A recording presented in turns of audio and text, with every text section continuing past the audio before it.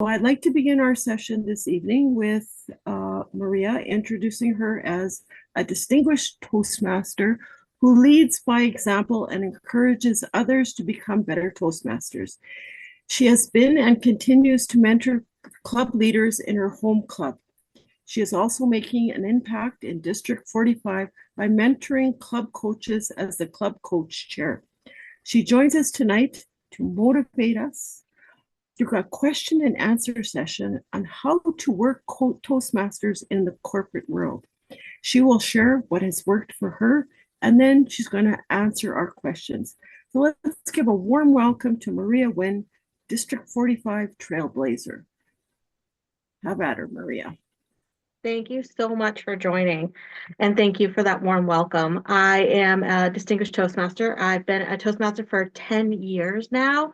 100% of that time has been in a corporate club, 20 to 11 Toastmasters, and we've had our peaks and our valleys, and I've been along that journey for the last 10 years. The club itself is 15 years old. So I came in when it was 5 years old and was growing, which was really cool, and watching that happen. And I love the corporate environment. I love the opportunity that's there. I did coach a community club, so I am familiar with the community environment and what it takes to grow a club as a community member. I was actually a coach for a community club back in 2016, I think it was 2016, 2017. I got um, paired with them. I was their coach for a year and a half. They started out with about 8 members and ended that time with 29 members and presidents distinguished at the end of that time period. We really focused on club culture. And that's really how I lead a lot of my things is around club culture. If you focus on culture and you're doing the things to promote the club, the numbers will come. And so I heavily believe in that for both the corporate environment and the community environment. We really look at the culture. We do the moments of truth. We do our club success plan. We bring leaders in that share information, that provide value to our members, that help them in different areas of their life. And that in turn, we also promote the club. So we are currently in the middle of an open house, and I'll talk about that in a little bit during the question and answers. But we're in the middle of an open house that's happening on April 16th. And it's just so exciting to see the different ways to promote Toastmasters, the different avenues to promote Toastmasters. And our club, is going to be successful because of that. I mean, we've already seen over 20 people who are going to be attending our open house just through our PR efforts in 5 days. It's been 5 days that we started promoting. We still have many different avenues that's going to happen in. So I'm excited to see what happens there. So we've just been very successful in the corporate club. But again, we've had our peaks and valleys, and we've really gone back to what is in it for the member? How are we helping them grow? How do we also show leadership so their managers or other leaders in the company that Toastmasters can help build leaders, because that's where leaders are made, as in Toastmasters. And then actually showcasing our successes, like talking about how successful club members have been, from promotions to earning a club awards or just awards within the company. The companies have awards themselves as well. So we really promote sharing how successful club members are that actually embrace Toastmasters and the pathways. So I'm really excited to be here to kind of share more and get into the nitty gritty in the question and answer. But I just want to share kind of my background and why I'm here and why I'm talking about it and where my credibility is. Like, I've been living and breathing this for 10 years and have watched our club grow and decline and then grow again and decline, and really looking at the cultural aspect. We've never gone below 12 members. I think is the lowest we've ever gone for membership, and the highest is 29. So we've fluctuated between 12 and 29 members. The 12 members, we really weren't there for very long. During our history, we have been distinguished at least 12 of our 15 years. We have earned distinguished status. And it's always been around that 20 member number. So we've always been looking at that 20 member number and ending the year. There were 2 years during COVID, and then our first year that we did not reach distinguished status. So I just want to tell you that so that you know that I understand the corporate environment. I'm living in it. We have credibility, and we've done a lot of things to be successful. And I want to share that with other people to help other clubs leverage some of the things we've done to be successful themselves as well. So I'll hand it over to Adam, who's going to ask me some questions. Okay, I think I'm the one that's going Oh, to that's ask you, you the Karen. question. Okay, Okay, Karen. so the first thing I noticed that you said was, what's in it for the members? How do you address that when you start off a club? Like, what's your focus? How do you focus? What do you bring to mind to help the members see what's in it for them? Because that's really important. Seems to be very important these days. Yeah. So one of the things that our club does is when a prospective guest comes to us or is interested in Toastmasters, we ask them, what are you looking to grow? What are you looking to change? Why do you think Toastmasters can help you? And so usually we've advertised again something out there like grow your presentation, communication, or leadership skills. So they have some brochure or flyer that they've seen of ours. And they tell us like some people come to me and say, I just want to get better at giving feedback or I want to be not nervous and want to throw up when I give a presentation or I want to my boss says I need to come here and work on my communication skills, and by communication skills I mean interactions I have between customers or interactions I have between my teammates or projects I work on, collaboration. So that was, that was one of the things that I we always ask, what are you looking to do? And then the next piece is or me, vice president of membership, whoever's talking to them, say, you know what? Here's where Toastmasters can help you. So we have pathways. Or in the club meetings, here are the roles that will specifically help you with that skill, such as if you're looking to grow your not leadership skills, let's do communication skills. Any role that you take in a meeting will help you with your communication skills because every role speaks. So if you just want to start speaking more and work on your communication skills, take a role in the meeting. That'll help you. If you want to work on your presentation skills, we have different presentation pathways that you can work on. And in the pathways, you give a speech. And every time you give a speech, you're going to improve it. And you're going to need less time to prepare each time. And that's going to help you. So we really go in and find out why they're interested in Toastmasters, how the Toastmasters program can help them get that skill or those skills they're looking to build. And then once they become members, really helping them make sure, like if they we have a mentor program. So we assign them their mentor. We let their mentor know, here's what they want to work on. And the mentor knows, here are the roles that can really help them, or here are the things that they need to do to help grow that skill. And we work on what's right for the member. So it's a different approach per person. Okay, that's really important. But I would like to know how that person gets to you. Like have you engaged HR? Have you engaged the like the leaders of that are running the organization? Like what's your approach? How do you begin to get that person before you find out their why? How do you, because I noticed that you had sent out you said you sent out an agenda, and with the agenda you put the membership, like how to join Toastmasters. I thought that was brilliant. So like what other kind of things do you do? Yeah, so we've been around for 15 years now. So in the beginning, I wasn't there. I hadn't been a member, but from what I heard, they went to HR and they said, "Hey, can you include this in new hire information? Can we put this on what we call our inside page for our company? Can we have a space for this just so people know it's a development tool?" Because again, we hadn't had that track record yet. So at first it was just kind of engaging people, and then it was word of mouth. Now we're 15 years old. We've learned from what works and what doesn't work. And we have many different ways. So we have one flyer that I shared with you all, and it's literally like up level your career. We want a tagline that's going to bring people in. We put that flyer, essentially it's a flyer, and we're collaborating with the Toastmasters Club. We put it on our internal page so everybody can see it. It's like a page you can go into and there's news and stuff. We got it into our employee networks Viva Engage page, which is like a social media type thing for internally. We got it posted every week. A newsletter comes out for the whole company where it's in there.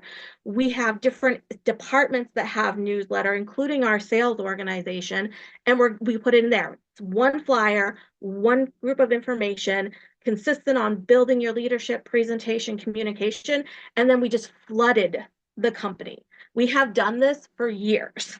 Every time we have an open house, we flood the different avenues so that people can see it in multiple different places. And then we keep doing that for like at least 3 weeks before. And in there is a link that they can click if they want the meeting notice, the open house. That link then takes them to a form. They fill out the form with how'd you hear about us? What are you looking, what skills are you looking to develop? Would you like a 15-minute conversation with somebody about Toastmasters before you attend the open house? So we include that information and then it's submitted. And what happens is on the other side, we get that information and we know who's going to be attending our open house. We forward them the meeting notice. If they want that 15-minute connect, we connect with them. So we have this process set up to bring people through a process essentially, so that there's different touch points, there's different things they're hearing and seeing. So by the time they've made it to the meeting, hopefully they've had a really good experience with us so far. And then they come to a meeting and see it. And then we even have a follow-up, after the open house, we even have a process for bringing people through what's next steps and how do we stay engaged with them. So we really set up a process start to finish when we're getting ready for an open house. And the other cool thing about that is we end up with a tail or a pipeline. People hear about us and they like, I can't go now, but I'm going to go later, or I'm going to stay in touch with this. So we have this tail. And what we've seen from the tail from 2 years ago, we haven't had an open house in 2 years now, because we had almost 20 members from our last open house that we were just trying to get to a place where they could be mentors. So this is our first one in 2 years. But we have like this process that we put people through so that they feel really good about it when they're ready to have that conversation with us and decide whether Toastmasters is right for them or not. Okay, it sounds like you have something that a product that is successful for you. I'm wondering if anyone in the audience here would like to ask Maria a question, or anyone has anything that they're of concern to them and their club. Does anyone would like to say anything? Okay, how about you, Patrick? I know you and I are working with a couple clubs right now. That we're having difficulty getting the HR involved. And okay, Patrick, you can take it away. Well, Maria, yeah, I have a question. When you have, what do you do when you have a lot of employees that they just can't come because it's meetings, or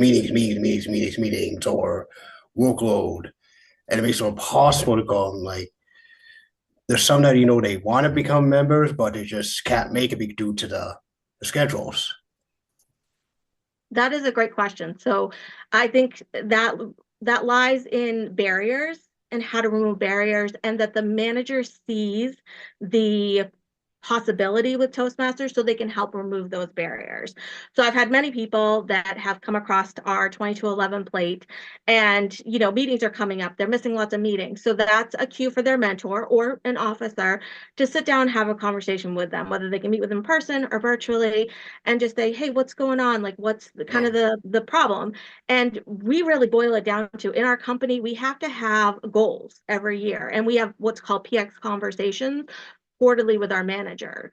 We actually recommend that our members put a PX goal in their PX, which is performance experience is what it's called. So we recommend they put a goal in there related to Toastmasters. I am going to use Toastmasters to improve my communication skills, and the deadline is the end of the year or whatever it may be. So then they're having conversations with their managers quarterly. If they're keep including that on their PXs, they're talking about that with their manager. And if they have a goal on there that they've been putting on there and they're unable to go to meetings, they're like, I can't go to meetings or I can't go to Toastmasters meetings because these meetings are getting in the way. So I'm not able to grow the skill. Can you help me remove these barriers? If they really want to grow and learn, they have to figure out how to remove the barriers. And sometimes it's just bringing that awareness and then encouraging them to make a goal around bringing in Toastmasters that their manager actively sees that they work on because they're talking to their manager about it. And then naturally the barriers get removed, or the meeting gets changed, or somebody else gets to be on that meeting. So we really kind of boil it down to, let's make a goal and let's make it visible to your manager and make them aware if you're unable to work on that goal because of conflicting stuff. And in our organization, people reimburse the professional dues. So the company is actually investing in the employee, and it's a small investment to invest in them with professional dues. So that department is paying out money for Toastmasters. There's a barrier and they're unable to do it, but they want to do it and they have a goal around it. That manager is more likely to help remove that barrier. Does that make sense? Totally, absolutely, totally. Do you think that incentivizing will help people come? For example, we have one club that their membership is paid for. They get lunch provided. They have, excellent room, the whole thing. We still can't get people to come. So where are we failing? Like, what are we doing wrong? It's literally just about reminding them what's in it for them. So that's really what it comes down to. And there's only certain incentivizations. Like, for example, we incentivize for completing your icebreaker. We give out this little squishy ball. If you complete level 1, you get a fidget spinner. If you complete level 5, you get a shirt. Like, we have a whole crew of things. If you complete all roles, even all roles, we give a $25 Toastmaster gift certificate. So our rewards are around them earning achievements. They're not around showing, you got to show up, obviously, but and not everybody actually gets their dues reimbursed because not every area does it. So then they're paying the money. It's their skin in the game. Now, majority of departments at my company do, but there are some that don't. And we're constantly talking about what's in it for you. And even in meetings, we're like, okay, the Toastmaster, if you happen to have a meeting where you're asked to facilitate, this Toastmaster role can help you do it. So there's regular times where when we're talking about roles, and we encourage our members to learn this way, is how that role ties back to the business area and having them recognize that this all ties into doing my job better. And if you're not showing up to meetings and you're not actually growing, you're not doing your job better.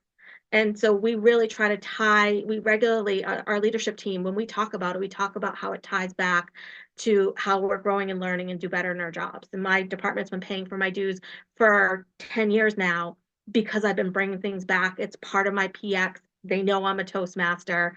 Like, it's very clear, and I mentor and guide people along the way. Okay. Oh, Laverne, do you have a question? Thank you. I agree with what you said. Laverne, did you want to ask a question? Yes, I did.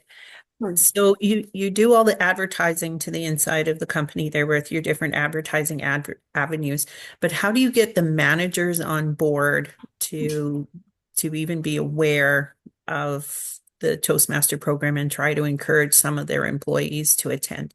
Because I've been trying to do advertising in the inside of our club, and or because we're a corporate club as well that I have, but I don't seem to get the buy-in from the manager part to get to, or channel the employees to us. Any suggestions there? Yeah, so some of it comes in the flyer or the way you're promoting it. So a good example, we're collaborating with our Chattanooga partners, so Chattanooga, Tennessee, and they had a communication that was all about come, learn, and have fun and do all these, and there's nothing wrong with that because literally people come and stay for the fun and they come and stay for the pizzazz.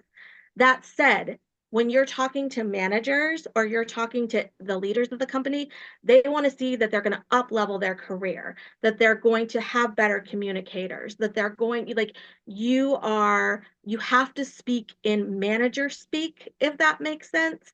And it's about, and then the other great thing, I love this. We have several members that when they're giving speeches, I say, invite your boss. Have your boss come check out a meeting. And so they say, hey, boss, I'm giving a speech. I want you to come listen to my speech. I want you to come support me. And just that little twist of inviting them, we've had several managers be like, oh, I didn't realize what Toastmasters was or what it did. I have other people I'm going to send your way. So just that little twist of encouraging your members to invite their managers or even their peers to come check it out and just to support them again, it gets them in the room and it gets them to check it out. And then they see the value of the program. And granted, it's only a small portion. What you see in a meeting is a small portion of the value of Toastmasters, but sometimes that's enough to be like, okay, I can see what that is. And that's how we've kind of drawn leaders in. So for example, when I did the open house 2 years ago, somebody was like, hey, Maria, you're still in Toastmasters. I had somebody in the field who was looking to learn a little bit more. And I was like, oh, that's perfect. We have an open house. And so they knew me from Toastmasters. They knew I did it. They'd seen me around the company because Toastmasters isn't a secret for Maria. And I'm inside famous is what I say. I'm out there a lot. And they said, okay, great, send me the flyer. And I was like, awesome. So my thinking was they were just going to send this flyer to this one person and it was going to invite this person. But what that person did, because they knew me, they've seen me transform over the years, they ended up sending it out to the entire field organization and saying, hey, I know several Toastmasters and it's really helped develop them. That one person's credibility to the entire organization brought in about 40 guests that came to our meeting from the field. And that was really interesting. So there are different ways to kind of like, sometimes it's your personal relationship with somebody to get it in the right hands that can then distribute it to others. And sometimes it's just your members asking their manager to come support them or their teammates to support them while they give a speech. So at least they get introduced to it. Thank you. I've actually done that where I invited people to come listen to my speech at lunch, but I've never thought about inviting the managers. So thank you for that. You're welcome. Thanks, Laverne. Oh, anyone else have a question or would like to say anything? Or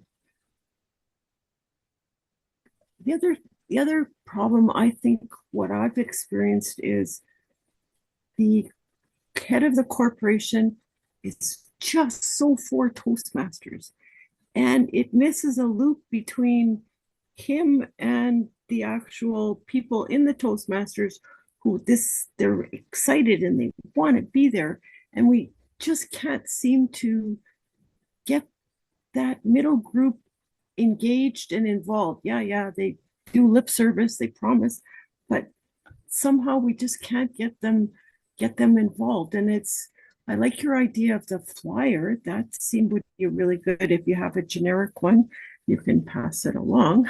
But because like I think it's important to get the buy-in from those people because they see all the new hires and they're the people that should be, passing it out. So I just don't know how to get that middle group involved. But yeah, it's those people like talking about what they are learning and what they're doing with their manager, having it tied to their goals. Like that was really a big shift for us, probably about 7 years ago, is we started to encourage our members who are employees across the company to start putting that as part of their PX and consistently having it on their schedule or their calendar. And what happens is some people, managers are talking to each other and they're like, oh, I have this employee who's really struggling to do this. And then they end up referring people to Toastmasters. Or I had another person who used to be a Toastmaster, actually 3 people who used to be Toastmasters. They come in, they serve their time, and then they left. Well, now they're managers. And those managers are actually referring people to us. That's part of our pipeline is those people get into leadership roles and they bring people or they talk about it. So they were individual contributors. So they weren't managers when they were in Toastmasters, but having that experience and learning and growing and then moving forward. So we've had a multi-year kind of plan here. Like when I first joined 10 years ago, we didn't have all this promotion. Actually, it was more like we'd have an open house. We might have a table outside the cafeteria that had our lectern, and we were talking about Toastmasters, and we weren't getting as much as we wanted. We were getting some. We were definitely getting people interested. But once we went virtual and we started leveraging the virtual tools, the newsletters, the Viva Engage, all, Inside, all those different things, that's when we saw the biggest boom of people coming, checking it out, and managers seeing it because we had the thing all over the place. So that flyer that I sent along in my email, if you literally strip out that we're having our open house, if you strip out that information, the top portion with the pass